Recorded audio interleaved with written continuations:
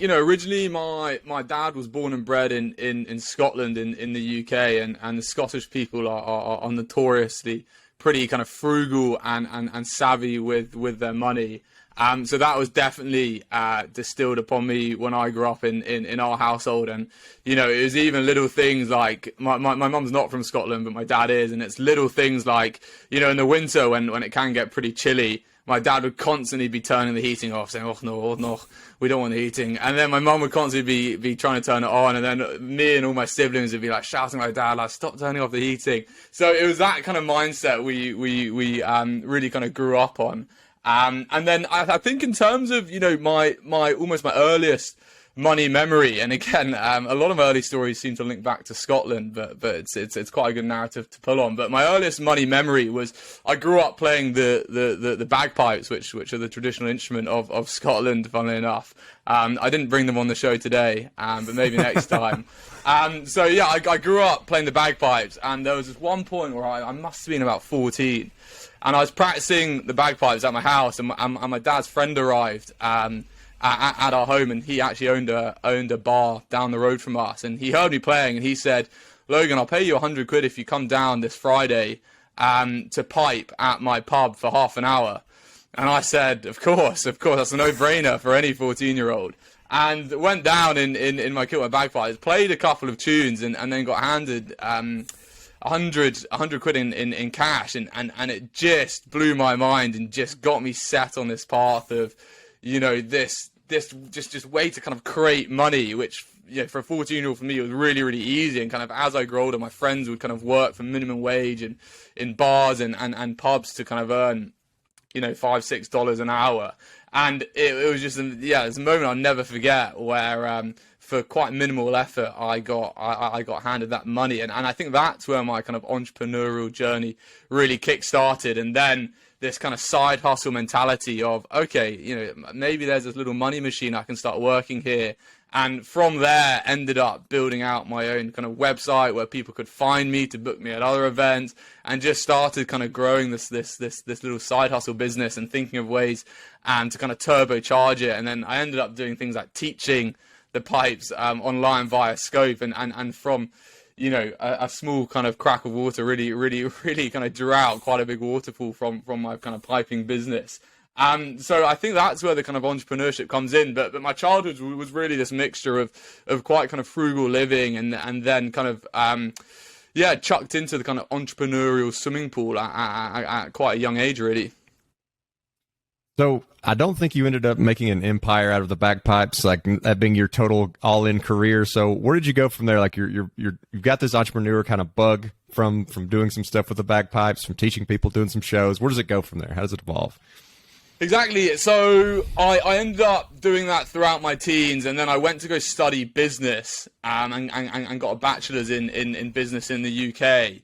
So, really did have this kind of passion for kind of entrepreneurship and following the business, and spent a lot of time reading autobiographies, growing the bagpiping business, not into an empire. You're right there.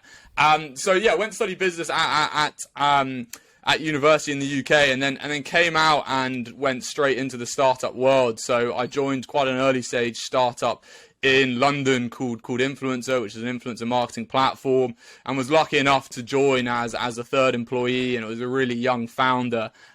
So just got chucked into the kind of craziness of an early stage startup, and worked really closely with the founder as he kind of really grew and scaled that startup. So that was really interesting. And then, I wasn't hugely passionate about the kind of influencer marketing as an industry, so I decided to actually leave that startup, and would have loved to continue my entrepreneurial journey and set something up myself, but just hadn't really found an idea I was passionate about, hadn't really kind of found that perfect fit, and actually ended up being kind of a little bit lost in terms of what I should do from a career standpoint. And at that time, a lot of my friends were kind of working their way up the corporate ladders. They had these kind of big jobs. And I actually ended up doing a bit of a U-turn out of the startup world and went into investment banking again in London.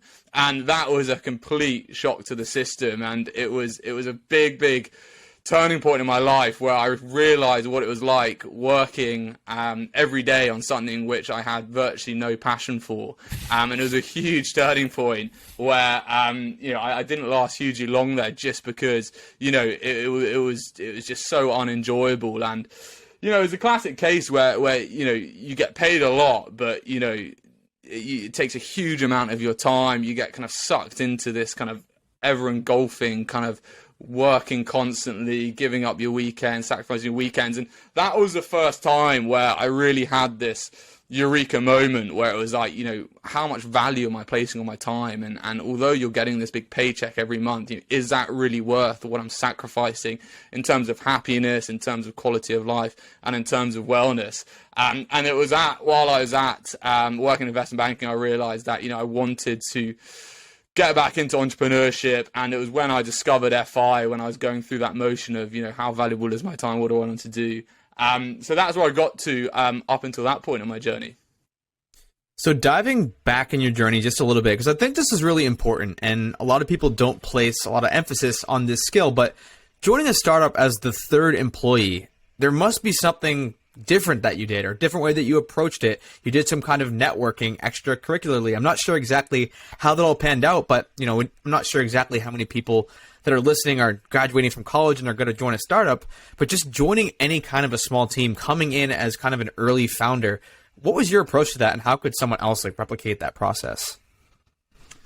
Yeah, I think it's about finding the sweet spot in a company's journey. And what I managed to do with this startup I pinpointed was they hadn't raised investment yet. So they were still really kind of organic and, weren't employing kind of loads of people. And what you actually have to do is kind of go off and approach them, because they're not going for this mass hiring. And that's what I did. I kind of got involved in the startup space, was putting out as many kind of hits as possible. And when I was studying, I was also very involved in the kind of entrepreneurial society there, who had the kind of initial network which I tapped into, and eventually heard about this guy who actually went to my university as well, had set up a company while at university, and when he left, carried on through with it. And then again, just reached out saying, look, really passionate about entrepreneurship.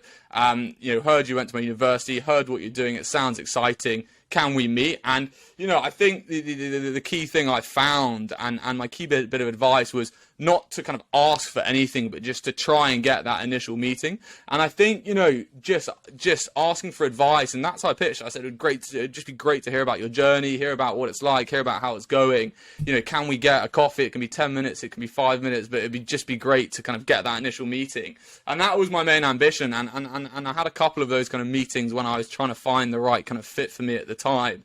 And then, got the meeting with the founder, who's a guy called Ben.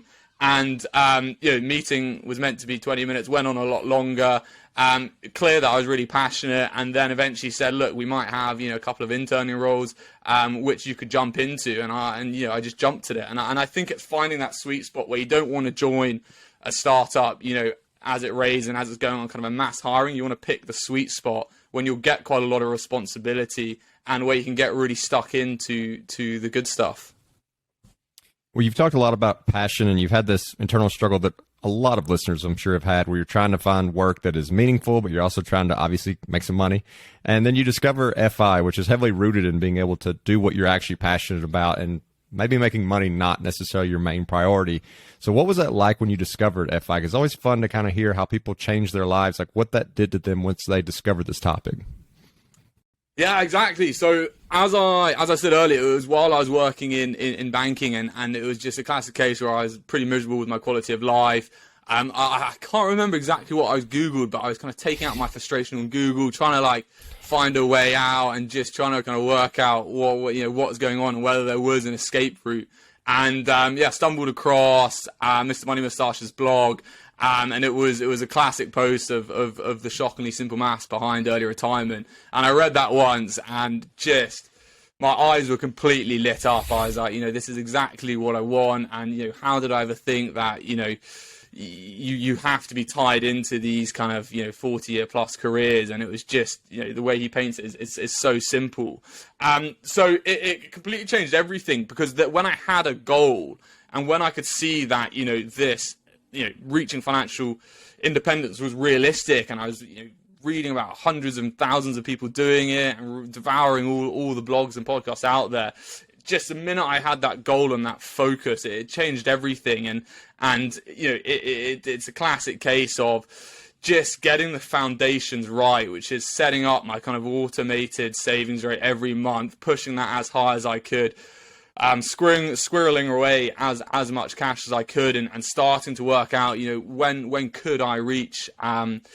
How long is it going to take me? How can I get there as quickly as possible? So, it changed everything. And it's funny because when you discover FI, you just see everything completely differently. It's I'd almost look at my coworkers and think, what are you guys doing? Why are you buying that? Why are you doing that? Like, do you really want to be sat at this desk in this cubicle for another 20, 30, 40 years? So it just massively opened my eyes, and I was just completely drawn into this idea of just unlocking more flexibility and just always having the choice. And I think, honestly, at that point in my life, I almost felt quite trapped, and I felt like I couldn't really leave this job, and would I be giving up this amazing opportunity? And it was this kind of big moment, and then FI just gave me the kind of confidence and the route and the roadmap to almost work my way out of it. And the plan was to always build up a kind of lean FI journey, and then to kind of jump back into trying to start up my own thing and just give me a bit of breathing room to then explore. But what actually happened next was, I just found this real big passion with FI, started kind of putting my entrepreneurial hat on, and just started seeing that, the story was that I was really passionate about FI, and I was speaking to my friends, my family a lot about it, saying, hey guys, listen to this. It's this thing called FI. Loads of people are doing it. We could all do it together, and was, chatting a lot about it. And I think people thought I was borderline obsessed. And what I started seeing is that a lot of people I spoke to about FI would say, yeah, Logan, that sounds great. I'll read that blog you've just sent to me. And then I'd kind of catch up with them in a couple of weeks and say, right, guys, where are you at? Like, have you done this? Have you done that? And more often than not, it would be like, no, I haven't. I just couldn't quite get started, or, I just looked at this kind of Excel spreadsheet and was just a bit like, what's going on here? I didn't quite understand the calculations. And I just started seeing this kind of this great movement, which could have a lot of really, really positive effects on people's life. And then, a lot of people close to me struggling to get started. And I just started thinking, is there something I can do here to combine my passion, my entrepreneurship, to help the people, I think are struggling, get started on this journey, which I was already on. So before we dive into the amazing app that you're creating and the iterations and just all the changes and cool things that are going into that, I do just want to quickly touch on your personal life as you're kind of getting into this whole financial independence mindset. You're working as an investment banker, but you kind of see this road ahead of you where I'm going to be working in this job forever. There's no light at the end of the tunnel. You discover FI. Were you like living paycheck to paycheck, living in a crazy expensive apartment in the city? Where you're driving a flashy car, going out to eat in bars every night? And also, I know you mentioned your friends, were they doing those types of activities? And then like all of a sudden you just change everything. You downsize, you sell the car, you start cooking at home. I'm just kind of curious, from a personal finance perspective, what that looked like. Yeah, it's really interesting actually, because it links quite heavily into, I guess, how I grew up. And I always had this kind of frugal household kind of distilled upon me, and I was never that kind of lavish, never really spent a huge amount of money. So I was actually seen as kind of the odd duckling in the place I worked, where I wouldn't be splashing the cash on the weekends and racking up these kind of outrageous bills and kind of buying the latest watches, and was a guy kind of coming in with suits I'd actually bought in kind of a charity shop somewhere. So there weren't any major changes in terms of my kind of spending habits, but I think the main thing I changed was the investing side of my journey. And what I seem to do is, I'd save quite a lot of money. I'd hold like a lot of it in cash. Like I for some reason, I was dabbling on trying to like hand select individual stocks, which I thought might do well. And there was just no real direction to kind of how I was trying to grow my money. And what I started, learning as I discovered FI and jumped more and more into it was, the lever of, how are you dealing with your investments? How are you optimizing them? And kind of how to get those ticking along to align with your FI roadmap. So straight away, kind of started investing all the money I had in cash, deviated away from single stocks and went much more towards the kind of ETFs.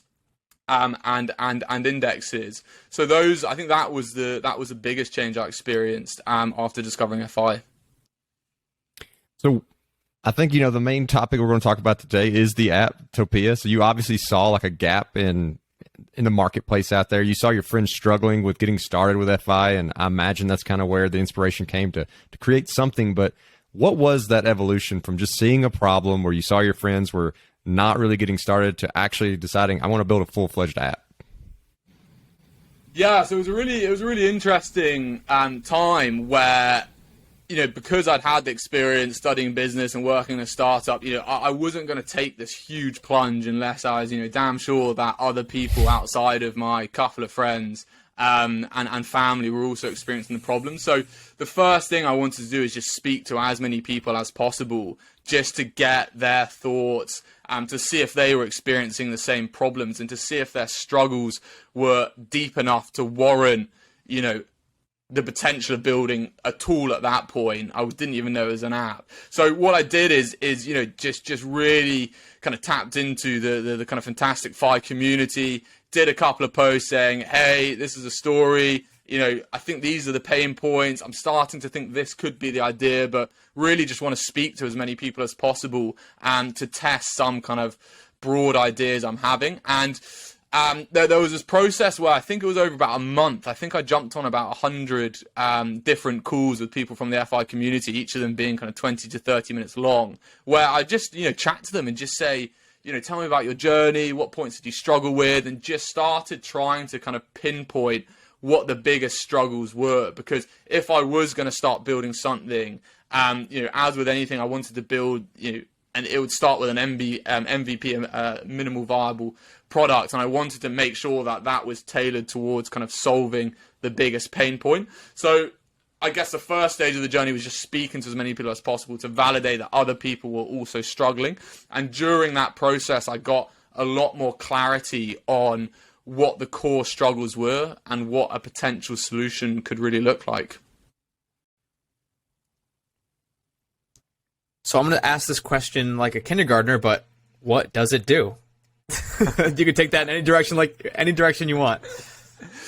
Sure. So, I think to begin with, as I kind of said earlier, I think the kind of big struggle, especially in the UK and also in the US, is what we saw across the board is a lot of people were using kind of different products and solutions and kind of cobbling them all together to get the job done of kind of helping them reach FI. So what we saw is a lot of people were using a kind of investment app, then they were using a budgeting app, and then there was some sort of kind of online calculator or kind of Excel spreadsheet in the middle. And by far the kind of biggest problem we wanted to solve was to kind of handle a lot of the kind of calculations and the tracking and make that as automated as possible. So the first thing Topia does is, we leverage open banking to kind of aggregate all of our users' kind of financial data and enable them to kind of build out their FI journey and roadmap very quickly and very easily. And then that updates in real time. So that was initial value add to stop the kind of manual updates and people having to kind of jump onto online calculators or Excel spreadsheets. And we started getting some really, really positive feedback for that. And then what we wanted to do next is we wanted to think, fundamentally, we want to help people get started with their FI journey, but we also want to help them get there, as quickly as possible to help them kind of, unlock the freedom, choice and flexibility and all those other good things we spoke about earlier. So, and this, I think, is very much related to that question you asked me earlier, Cody, about, it's that classic kind of money mindset shifts which happen when people discover FI and how they, completely tailor and adapt their kind of expenditure and their life based on this new journey they're on. So we started thinking, how can we get that into Topia and kind of turbocharge how quickly people get to that eureka moment where they're like, I don't want to have 10 Starbucks a week. I'd prefer to kind of save that money and kind of get to FI X months sooner. So, what we started doing is playing around with little features which helped kind of promote those micro eureka moments. So one great example is when people get onboarded onto the app, we work out what their Topia number is.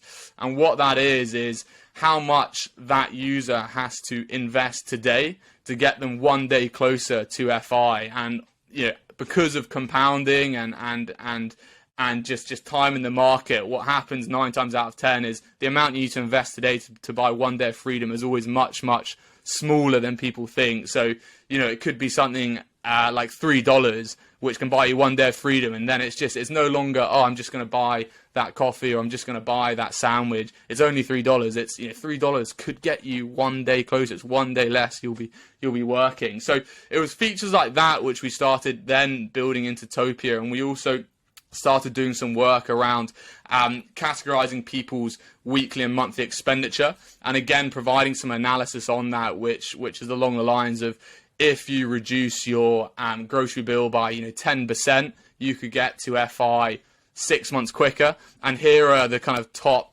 ways and ideas which you could think about in terms of trying to reduce those items of expenditure. So those were the kind of core things: the kind of automation, having everything in one place, kind of at your fingertips, and then starting to kind of interlace and intertwine these features which were all designed to help you reduce your time to FI and get you there as soon as possible. And then the final feature we've introduced to Topia as well is this community feature where you can, the app can tell you kind of where you are in your FI journey, which we break down into 8 steps. And then that interlinks with the community. So when you click on the community, you're put into kind of the step you're at. So the idea there is that all the conversations are kind of highly targeted around your step. And the pain point that originated from is, what we found from speaking to all those users is that although, these Reddit forums and other forums like that are really rich in terms of information and knowledge, there's just a lot going on. And what we found is that people, just beginning their journey were almost a little bit intimidated, a little bit nervous, didn't feel confident enough to post because there were such complex discussions going on.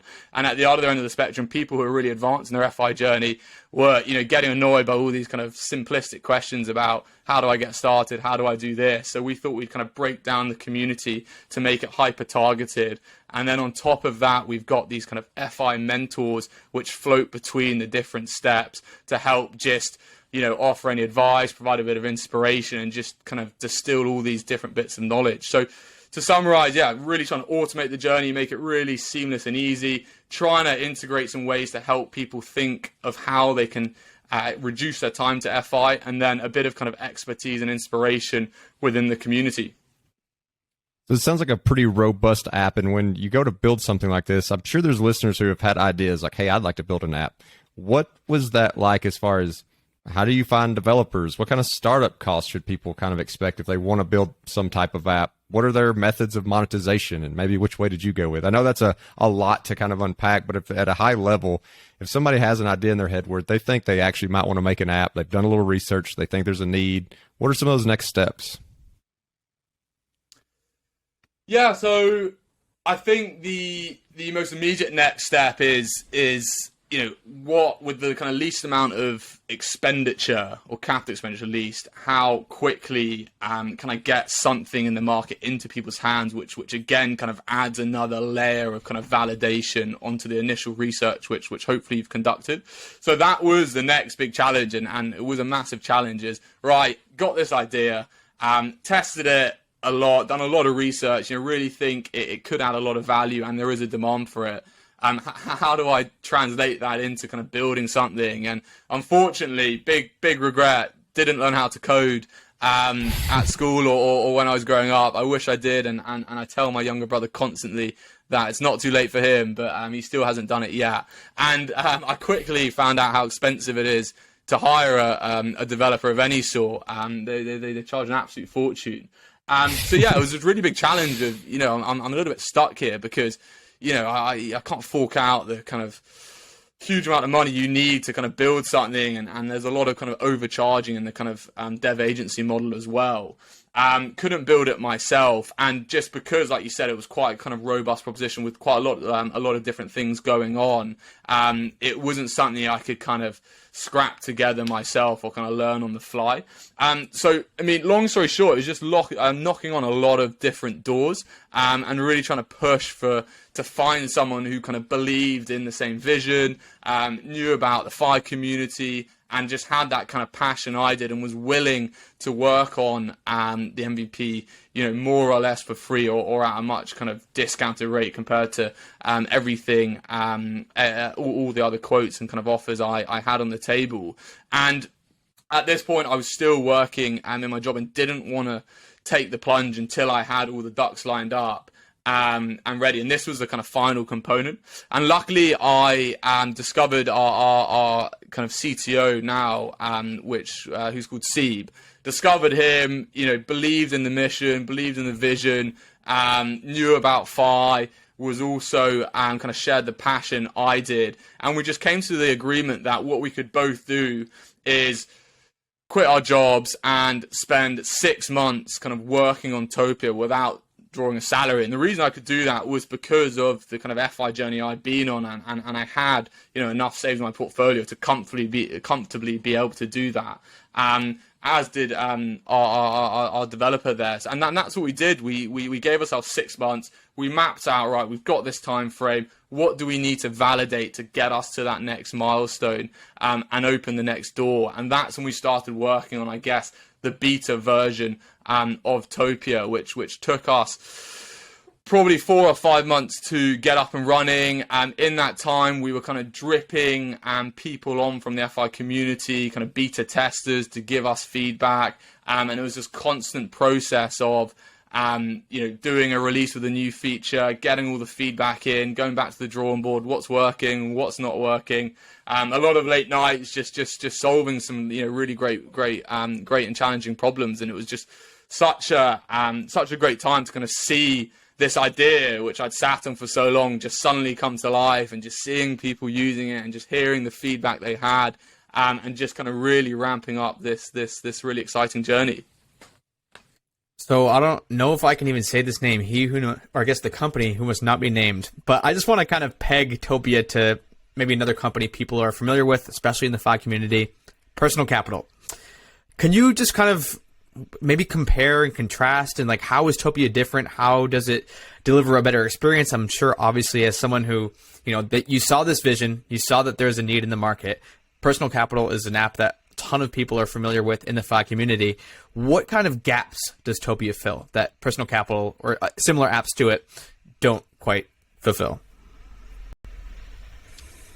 Yeah, it's a great question. So I think, Personal Capital and other apps like that were kind of getting the job done to some degree, but they just didn't have that kind of laser focus kind of FI element, and they weren't built for people trying to unlock FI. So in terms of the data aggregation and your net worth being automated in real time, that's the kind of foundations of Topia, which there isn't a huge amount of difference between that and what kind of Personal Capital do and the other kind of net worth data aggregators.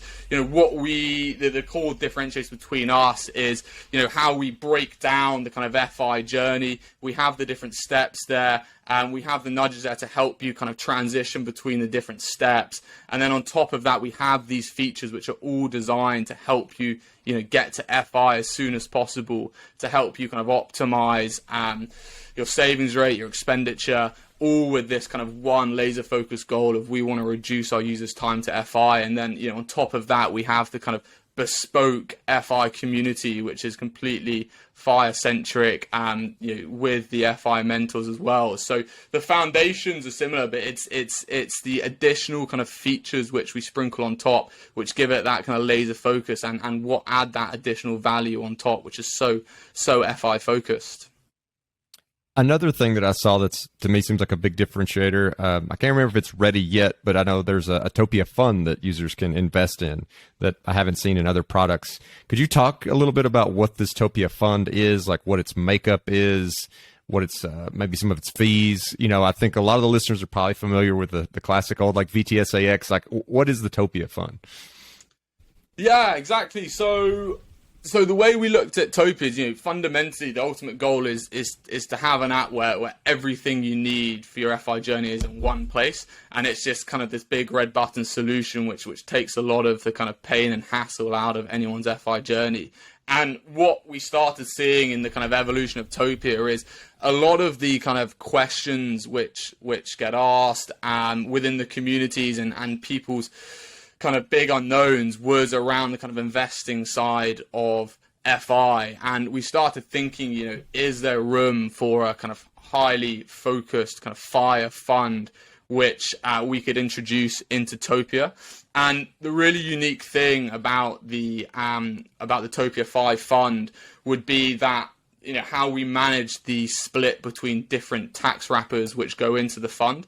And that's a really unique thing about FI when it comes to investing, which is, you know, if you do want to, you know, retire early, then you can't have all of your money, you know, locked up in a pension. It needs to be accessible and it needs to be kind of managed in that way. So the idea behind the fund, and it's still in the kind of early days at the moment, is that it's this, you know, globally diversified, very low cost fund, and then underneath it, what Topia does is it feeds off the data which a user inputs and their FI journey to help them make sure that they're not just putting money into the fund, but they're also splitting their money between the necessary tax wrappers which align to their kind of retirement date and their FI journey.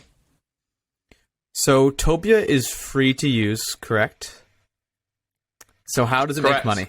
I know you have that on your page, but just for the listeners who haven't seen that yet, and you're very transparent, but, you know, how does it make money?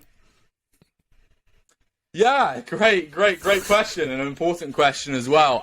It was actually another really big kind of challenge we had, which was, you know, fundamentally, you know, we have to make money. The app has to pay for itself. It has to pay the salaries of the people working for it. And, you know, our mission was all about helping people reach FI, helping them get there as soon as possible. So this idea of just kind of slapping on a charge to do that just never quite sat well with us. So we're still in the process of mapping it out. But what we're looking to do is, by introducing the fund and kind of adding the additional value of the tax allocation split, charging that kind of platform fee with which a lot of other platforms charge, Topia would charge that. And that would be the kind of revenue generating aspect of the app. And I saw that Topia is looking to launch into the U.S. in April of 2022, depending on when listeners are listening to this, maybe, or it may or may not be on the market. But if it is, but bringing it to the U.S., what were some of the differences you saw between maybe the journey that you were putting together for folks in the U.K. versus the U.S.? Was there a big difference? Did you notice nuances between, you know, different countries past FI? So the fundamentals of the FI journey are exactly the same across most geographies. Where it started getting tricky and where we almost opened the kind of Pandora's box was when you get into the tax wrappers, which is what I was just speaking about. That's where it gets very nuanced. And, you know, the UK tax wrappers, they're the same, but at the same time, you know, very different to the US tax wrappers. And it was just, you know, that was very integral to this you know, vision of bringing in the kind of FI fund on top of Topia and working out kind of how that split worked. So it was more just a case of kind of understanding a whole new tax wrapper system, which isn't the most riveting point in the whole journey, and it's something we're actually mapping out now. But those were the main differences, really. Otherwise, you know, FI is FI, really. And yeah, we're looking to actually launch in May, so slightly later, just in case people are listening in April. Awesome. So something you mentioned earlier, I actually wrote this down, just like in my notes here. You mentioned different steps or different levels, I believe. I'm not exactly sure the terminology. So when someone logs into Topia, they're on their phone, could you kind of just give us an idea of the dashboard? Like, does it say, hey, like, welcome, you're 43% on your way to FI? Or, like, you know, what does it look like? What does it look like when someone opens it up on their phone? Yeah, exactly. So the first thing you'd see would be the dashboard screen, and there are a couple of bits of kind of information we want to immediately bring to someone who's using the app's attention, which is, where are they in their FI journey? And we break that down, as you said, into kind of 8 different steps. And just based on the data they've inputted and the accounts they've connected, we can start kind of building out a picture of where they are. So the first thing is, hey, look, you're on step 3, which is, starting your investing journey and trying to get that first 25K invested. So letting them know that and where they are within that step. And again, another interesting thing we picked out about people's FI journey is, at the end of the day, it can be quite a long journey. It can be a little bit lonely, and just staying motivated and kind of inspired on that journey, especially in the kind of early to middle days, is a really big part. So one point of the dashboard is, because we break the journey down into the 8 steps, we actually track where you are in your step and when you'll unlock that next step, and make a really big deal about celebrating those kind of mini milestones and mini achievements along the way. So that's the first thing you see, just because it's a little bit more immediate. You see more progress because it's talking about much smaller milestones. And then as you scroll down from that, you see your kind of wider FI journey, which is what percentage of the way to FI are you, and what's your total net worth, and what's your fire date looking like as well. So that's the main dashboard, and then underneath that you can start seeing what's kind of powering the dashboard. So you can see what accounts you've started connecting, what kind of liabilities, assets, and kind of properties you've inputted into Topia, which is driving those numbers. So I know one thing that can make things a little complicated for projecting your FI date for tools like this is like inflation, lifestyle creep, like where your expenses start dramatically changing towards the tail end of your FI journey. Because if you look at it from an average, like sure, maybe it looks like you've kind of made your way there from a nest egg perspective. But if you've started spending a lot towards the end, you actually, that nest egg isn't going to cover it. So does Topia recognize that? Does it warn you of things like that? Does it give you a way to override if you actually realize that, hey, the average that I've spent the last 6 years is not close to what I actually am going to be spending in retirement? So there are a couple of ways we addressed that issue. One is that we built in this kind of micro feature, which is life events. And I guess an extension of your point is, again, because it can be quite a long journey, a lot can change, right? If you're starting your FI journey at, early 20s, by the time you're kind of late 20s, maybe you've got a family, maybe you've moved cities, maybe just everything's completely different. So there's this life event feature is when you can start just, anticipating what these changes might be. So maybe it is that you start a family and Topia kind of helps you work out how that could increase your cost, and then it builds it into your roadmap to make it as realistic as possible. And we do the same with properties, with, maybe you're going to start a side hustle in the next year, and how all these things are going to start impacting your journey. So that's the kind of first way we try to address that conundrum. And then the second thing is, just really prompting our users to kind of reflect on their lifestyle, and always, giving them the ability to kind of change what they think their monthly or annual expenditure is going to be when they reach FI. And as they change that, the whole roadmap will update. And in terms of lifestyle inflation, again, we try and do little things which just help keep kind of lifestyle inflation creep at bay, and that comes in the form of these kind of monthly progress reports we send you, which are just summarizing everything which happened in the month, how much progress you made, and just comparing that to the following month. And something we try and do is this concept of your monthly pledge. So we send you your progress report. It updates all the key information. It updates any key changes, just so you can check in on how you're doing. And it's always benchmarked against your previous month. And if you want, you can expand that to previous years, so you can see a kind of on a nice graph how you're doing in terms of your savings rate and everything in between. And then what we do is say, next month, what do you pledge to save? And the idea here is that as part of that pledge, you've got a little plus or minus button on your phone, and you can say, okay, so last month I saved, $500. This month, what happens if I save 520? And you can press plus. It'll go to 520, and you can automatically see how that could change your FI date. So as you click plus, you'll see your date go down, and Topia will say, if you pledge this and commit to it, you'll knock 2 weeks off your FI date. And it's that just kind of subtle but powerful, really kind of thought-provoking analysis, which we get really, really strong feedback on, because it just brings kind of users back down to reflect on how they're doing. And again, can I optimize this? Can I increase this? All through the lens of trying to get them to FI as soon as possible. That's super cool. So the app will yell at you if you start overspending in some categories. Cody, you spent double this month at the bar than you did last month. And I'll be like, Topia, listen, it's Justin's birthday. I had a bunch of other events to go to, and it's all good. I'll get it back. I'll get it back in line next month. On that same thread though, talking about features, it sounds like, you said it was like a little addition that you made talking about the life event things. What else has kind of changed, or what have you been developing since you launched in the UK in late 2021? I'm sure the app has just changed a ton. I know when, apps first launch, you get like the version 1.0 and then 1.5, and I don't know what version you're on now, but I'm sure it's just iterated over and over again.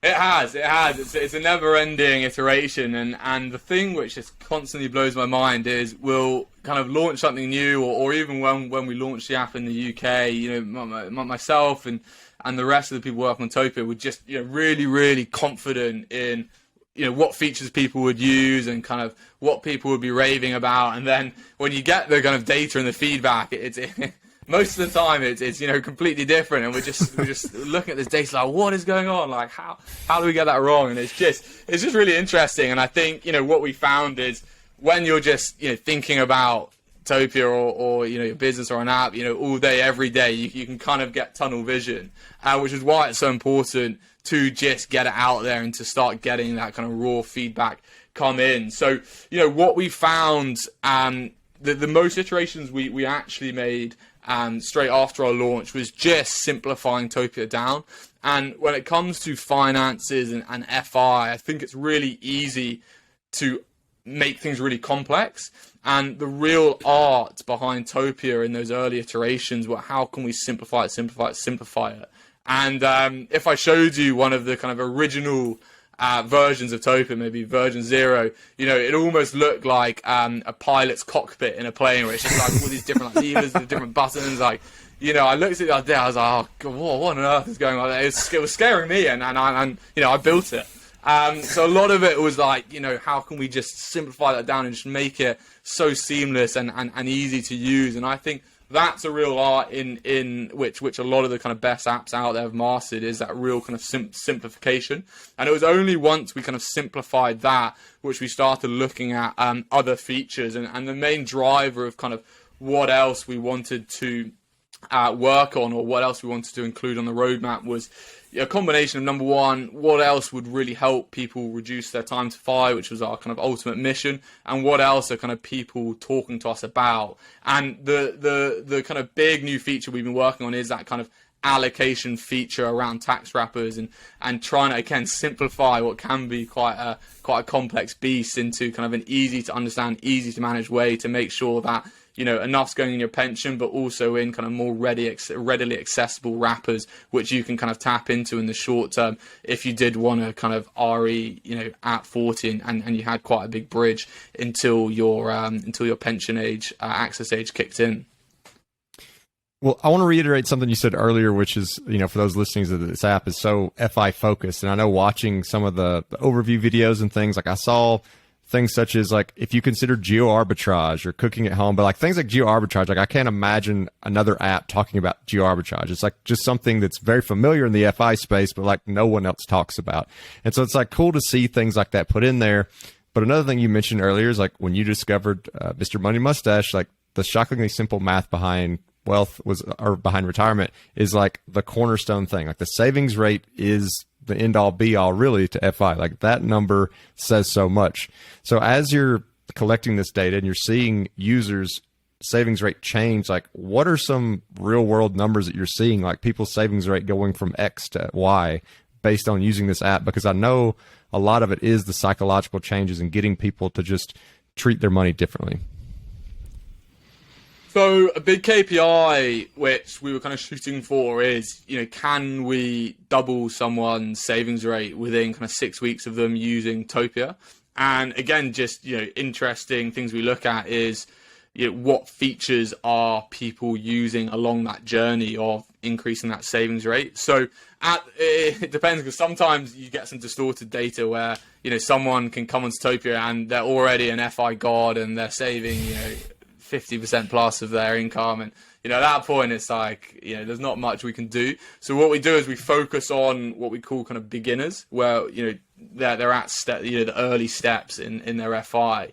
And what we look at is how quickly can we change their savings rate.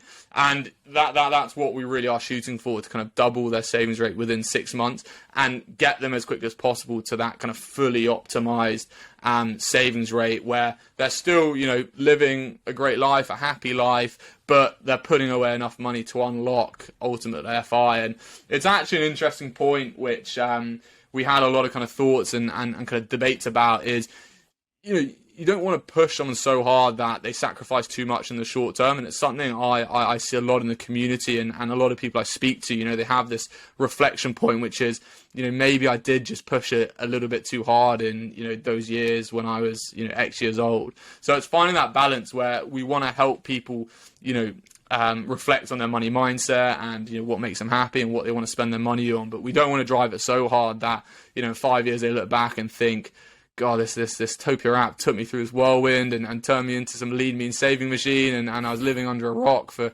10 years. So it's finding that balance. Well, I think that is a good point to put a pen in this. And yeah, for those who want to check out the Topia app, I'm super glad that our mutual friend Grant Sabatier made the introduction. And actually, he reminds me of exactly the person you were just describing that went a little too hard toward FI and maybe should have slowed up on the gas a little bit. But yeah, man, where is the best place for people to get in touch with you, download the app? Is it just the regular old app store, or where do you want to direct people?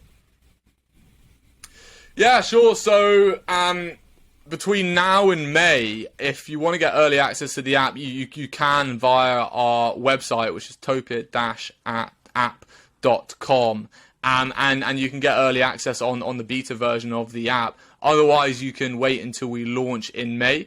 But what you can do either way is go directly onto the App Store, search for Topia, and you can download the app. You won't be able to actually get into it, but when we do launch, you'll automatically be notified via your phone that we've launched, and then you can click right onto Topia. In terms of getting in touch with me, you can see my contact details on the website, or it's logan@topia-app.com. Ping me an email. I'll always get back to you. Always keen to hear from anyone or anyone within the FI community or even outside of it. Well, Logan, it was great having you on the show today. It was really cool to see an app that is so FI focused. It's not just another net worth calculator. Like, it is something specific for this community, and we always love sharing that kind of knowledge with the audience. Awesome. Thanks for having me, guys.